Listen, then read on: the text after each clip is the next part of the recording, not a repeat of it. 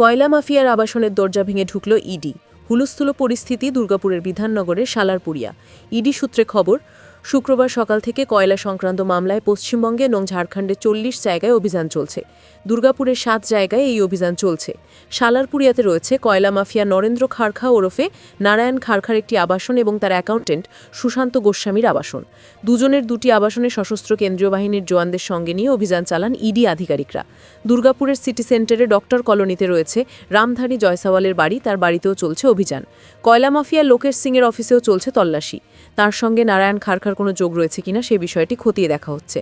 একই সাথে পাণ্ডবের সামনের খোট্টাডিহিতে যুধিষ্ঠির ঘোষের বাড়িতেও চলছে তল্লাশি। যুধিষ্ঠির ঘোষের নামে বালি পাচার এবং কয়লা পাচারের অভিযোগ বারে বারে উঠেছে। দুর্গাপুরের সিটি সেন্টারের মধুসূদন পথে লোকেশ সিংয়ের বাড়িতেও চলছে অভিযান। লোকেশ সিংয়ের বিরুদ্ধে কয়লা প্রচারের অভিযোগ বারে বারে উঠেছে। বিধাননগরের সেক্টর 2তে চিন্ময় মণ্ডলের অফিসেও চলছে অভিযান। চিন্ময় মণ্ডলের সাথে কয়লা পাচারের কী যোগ রয়েছে সেই বিষয়টি খতিয়ে দেখা হচ্ছে।